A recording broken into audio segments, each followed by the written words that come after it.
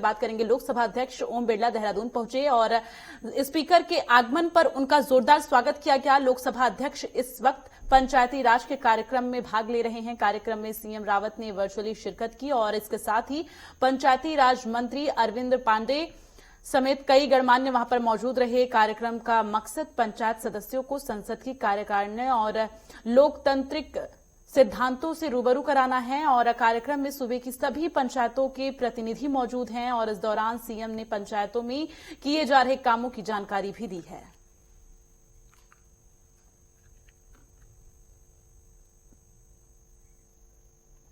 तो देहरादून में आपको बता दें कि ओम बिरला का जोरदार स्वागत किया गया। पंचायती राज कार्यक्रम वहां पर चल रहा है, जहां पर लोकसभा स्पीकर जो हैं ओम बिरला वहां पर पहुंचे हुए हैं, उनका भव्य स्वागत किया गया।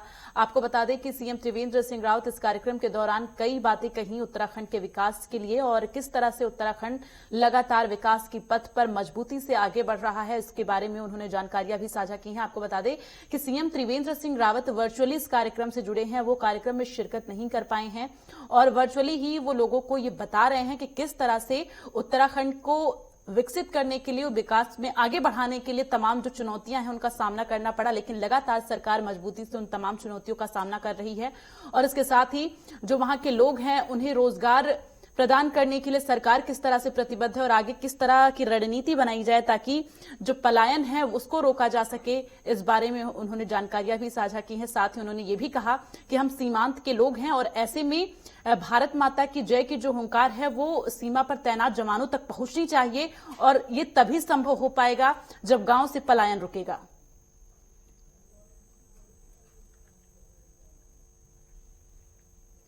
तो ज्यादा जानकारी के लिए सीधे रुख कर लेंगे उपेंद्र सिंह राणा, संवाददाता हमारे साथ लाइव जुड़ रहे हैं। उपेंद्र, किस तरह से अभी तस्वीरें वहां पर निकलकर सामने आ रही, क्योंकि पंचायती राज कार्यक्रम चल रहा है जहां पर लोकसभा अध्यक्ष ओम बिरला भी पहुंचे हुए हैं और इसके साथ ही वर्चुअली तरीके से सीएम त्रिवेंद्र सिंह रावत भी लगातार लोगों को यह बताने की कोशिश कर रहे हैं कि उत्तराखंड के विकास के लिए किस तरह से सरकार प्रतिबद्ध है।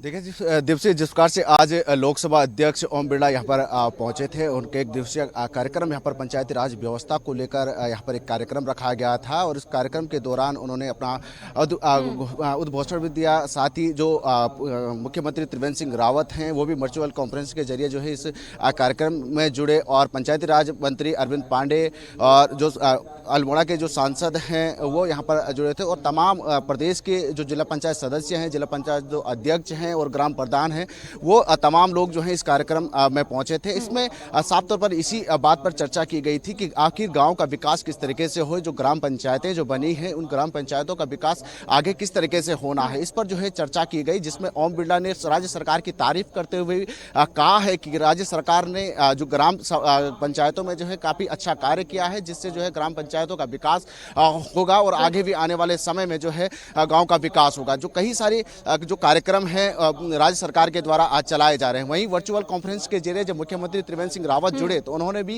राज्य सरकार की जो योजनाएं हैं गांव की और जो योजनाएं जो चलाई जा रही है उन योजनाओं पर जोर दिया। उन पर उन्होंने कहा कि अटल आयुष्मान योजना के तहत जो है स्वास्थ्य सुविधाएं जो है गाँव के और जो है वो दी जा रही है। साथ ही स्वरोजगार की दिशा में जिस प्रकार से कोरोना काल 2020 में कोरोना काल चला और लॉकडाउन जिस प्रकार से हुआ था, ऐसे में कई प्रवासी जो उत्तराखंड लौटे उनको स्वरोजगार से जोड़ने का जो है वो काम किया गया। राज्य सरकार ने इस पर काम किया। साथ ही 107 ग्रोथ सेंटर जो हैं वो प्रदेश भर में बनाए गए हैं, जिस पर जो है वो काम किया जा रहा है। जो महिलाएं हैं उनको स्वरोजगार की ओर जोड़ा जा रहा है, जो संस्थाएं हैं उनसे जोड़ा जा रहा है। तो उस पर जो है राज्य सरकार जो है काम कर रही है। इस पर जो है मुख्यमंत्री त्रिवेंद्र सिंह रावत ने वर्चुअल कॉन्फ्रेंस के जरिए जो है वो बात की है। लगातार जो है सरकार रणनीति तैयार कर रही है और इसके साथ ही पलायन भी रोकने के लिए सरकार लगातार प्रतिबद्ध है। लेकिन यहाँ पर उपेंद्र, किस तरह से सरकार पलायन रोकने के लिए क्या रणनीति तैयार कर रही है और क्या कुछ सरकार की तरफ से कहा जा रहा है? इस कार्यक्रम में क्या कुछ कहा गया है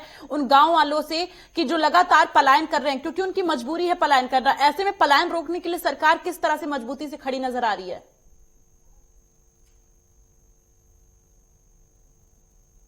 देखिए, जब लोकसभा स्पीकर ने जब यहाँ पर अपना उद्घोषण दिया तो उन्होंने साफ तौर पर जो ग्राम पंचायत के जो सदस्य हैं, चाहे वह प्रधान हो, जितने भी जो जिला पंचायत अध्यक्ष हैं, उनसे जब उद्घोषण की तो उन्होंने साफ तौर पर यहाँ पर यह कहा कि जो गांव का विकास है, जो गांव के जो उत्पाद हैं उनको मार्केट में किस तरीके से लाया जाए, उस पर जो है फोकस किया गया है। साथ ही जो एक रणनीति बनाया जाए, ग्राम पंचायतों में एक रणनीति जो बनाया जाए, उसमें एक सभा किया जाए, साल भर में एक 4 सभाएं जो हैं वो किया जाए, ताकि जो गांव की जो कामकाज है, जो रणनीति है, उन पर जो है फोकस किया जाए। इस पर जोर दिया गया है। साथ ही इस पर भी जोर दिया गया है कि जो जनप्रतिनिधि जो चुने गए हैं, उन जनप्रतिनिधि का एक जवाबदेह होना चाहिए। साथ ही जो अधिकारी हैं वो जवाबदेह रहे, ताकि जो विकास कार्यों में जो है उस पर जो है तेजी लाया जा सके। इस पर जो है बात की गई। साथ ही पलायन को लेकर भी साफ तौर पर उन्होंने ये कहा कि अगर जब गांव का विकास का अगर होगा तो संभव सी बात है जो गांव का जो पलायन हो रहा है वो भी रुकेगा, क्योंकि स्वरोजगार की ओर जो है राज्य सरकार जिस प्रकार से काम कर रहे हैं, कई सारे योजनाएं जो है राज्य सरकार के द्वारा और केंद्र सरकार के द्वारा जो योजनाएं चलाई जा रही हैं, चाहे वह मनरेगा के तहत हो, जो रोजगार का भी है उपेंद्र, एक अहम मुद्दा रोजगार का भी है ग्रामीणों के सामने। अगर उन्हें रोजगार वहीं पे मिलता है जहां वो रह रहे हैं तो ऐसे में पलायन को रोका जा सकता है। इसके लिए सरकार क्या कुछ सोच रही है?